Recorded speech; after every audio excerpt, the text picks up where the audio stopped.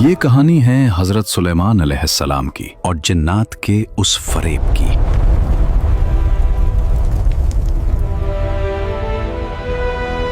وہ فریب جس نے طاقتور جنات کو سالوں تک ایک لاش کا غلام بنا کر رکھا۔ حکم ہوا خدا کا گھر تعمیر کرنے کا۔ وہ سرکش جنات جو کسی کے قابو میں نہ آتے تھے اب غلام تھے۔ ایک خوف تھا۔ یہ داستان ہے اسے ایک لمحے کی جب موت نے بادشاہت کی حفاظت کی اور ایک چھوٹی سی دیمک نے بڑے بڑے جنات کا چھپا ہوا راز کھول دیا۔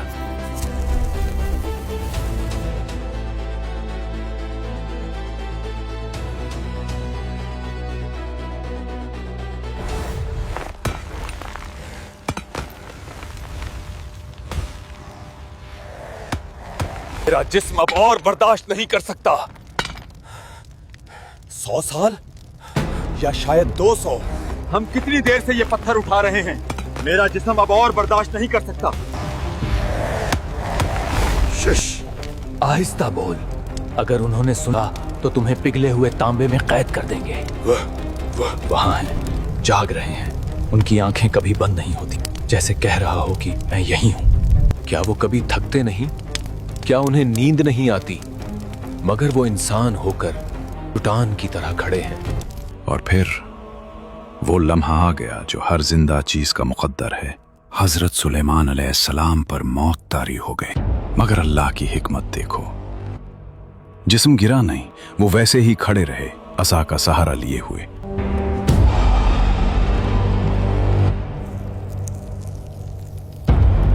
ایک طرف وہ جنات تھے جو خود کو غیب دان کہتے تھے، پہاڑ توڑ رہے تھے، اور دوسری طرف اللہ کا ایک چھوٹا سا سپاہی، ایک معمولی کیڑا اس بادشاہ کی لاٹھی کو کھا رہا تھا جس کے سہارے جنات کی غلامی ٹکی ہوئی تھی۔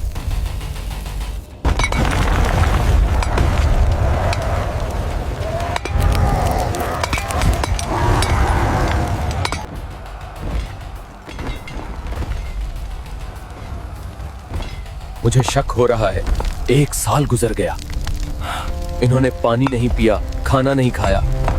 کیا تم پاگل ہو گئے ہو؟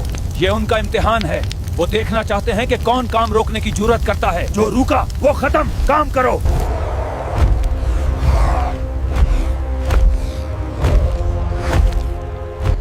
خوف انسان اور جنات کو اندھا کر دیتا ہے۔ وہ سامنے کھڑی موت کو نہ دیکھ سکے کیونکہ ان کے دلوں میں سلیمان کا خوف اللہ کے خوف سے زیادہ بیٹھ گیا تھا۔ مسجد کی دیواریں اونچی ہوتی گئیں، سلیمان علیہ السلام کا سایہ ویسا ہی کھڑا ہے، دھیمک لکڑی کو اندر سے کھوکھلا کر رہا ہے۔ جنات پاگلوں کی طرح کام کر رہے ہیں۔ مہینے گزر گئے یا شاید سال۔ جنات غیب نہیں جانتے تھے، وہ بس اس کھڑی ہوئی لاٹھی سے ڈرتے رہے۔ مشقت جاری رہی اور لکڑی کمزور ہوتی گئی۔ لاٹھی اب اندر سے بالکل کھوکھلی ہو چکی ہے۔ پھر اچانک سے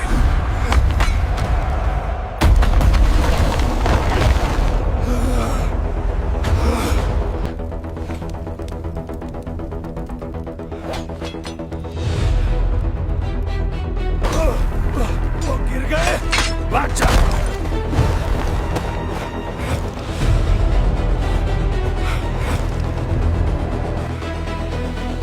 موت، انہیں تو کب کی موت آ چکی تھی، مجھے پہلے سے ہی شک تھا۔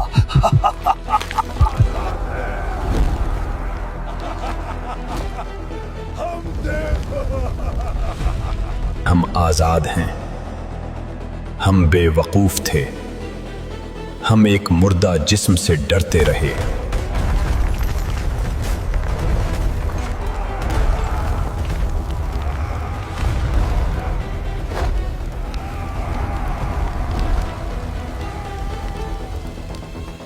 جنات بھاگ گئے مگر اپنے پیچھے ایک سچ چھوڑ گئے۔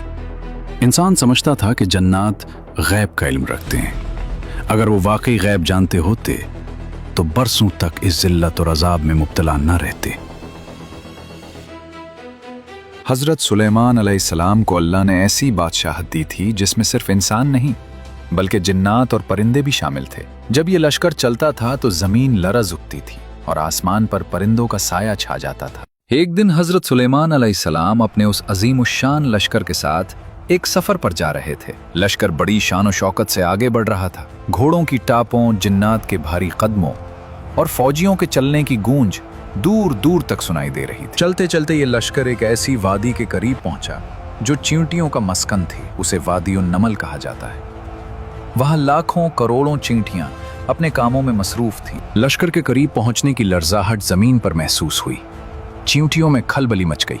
उनमें से एक समझदार चींटी, जो शायद उनकी निगरान या मलका थी, उस छोटी सी चूंटी ने अपनी कौम को पुकार कर कहा, ए चूंटियों, अपने बिलों में घुस जाओ। कहीं ऐसा ना हो कि सुलेमान और उनका लश्कर तुम्हें कुचल डाले और उन्हें खबर भी ना हो। इस चूंटी ने कितनी इंसाफ की बात की कि उसने ये नहीं कहा कि सुलेमान जालिम है, बल्कि ये कहा कि वो इतने बड़े हैं कि शायद उन्हें हमारे वजूद का पता भी ना चले और हम अनजाने में कचले जाएं। यहाँ अल्लाह का वो अजीम मूजज़ा जाहिर हुआ जो हज़रत सुलेमान अलैहिस्सलाम को अता किया गया था। हज़ारों फौजियों के शोर, घोड़ों की हिननहाट और सफ़र की गिरदो गुबार के बावजूद अल्लाह ने उस नन्ही सी चींटी की बारीक आवाज़ हज़रत सुलेमान अलैहिस्सलाम के कानों तक पहुंचा दी और उन्हें उसकी ज़बान समझा दी। जब हज़रत सुलेमान अलैहिस्सलाम ने इस चींटी की बात सुनी तो उनके चेहरे पर मुस्कुराहट आ गई।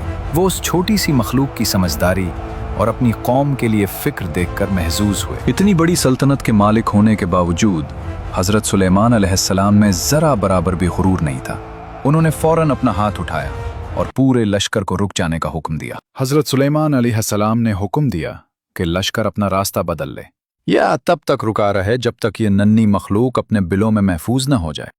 उन्होंने इस बात को गवारा नहीं किया कि उनकी ताकत से किसी बेज़रर मखलूक को अनजाने में भी नुकसान पहुंचे। इस मौके पर हज़रत सुलेमान अलैहिस्सलाम ने आसमान की तरफ देखा और अल्लाह के हुजूर एक बहुत प्यारी दुआ की जो कुरान में महफूज है। ऐ मेरे रब, मुझे तौफीक दे कि मैं तेरी इस नेमत का शुक्र अदा करूं जो तूने मुझ पर और मेरे वालिदैन पर की है, और ये कि मैं ऐसे नेक आमाल करूं जिनसे तू राजी हो जाए, और मुझे अपनी रहमत से अपने नेक बंदों में शामिल फरमा। अगर आपको ये वीडियो पसंद आई हो तो लाइक ज़रूर करें और कमेंट करके बताएं कि वीडियो कैसी लगी।